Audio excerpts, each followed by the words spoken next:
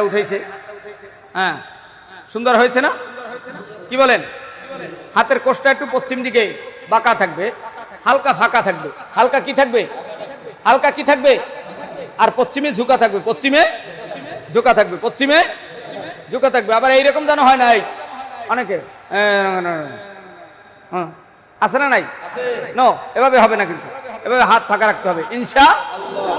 বলেন আল্লাহু আকবার।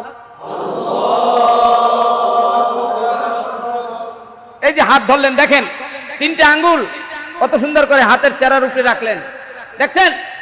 এদিকে এই যে তিনটে আঙ্গুল সুন্দর করে হাতের চেরার উপরে রাখছে না?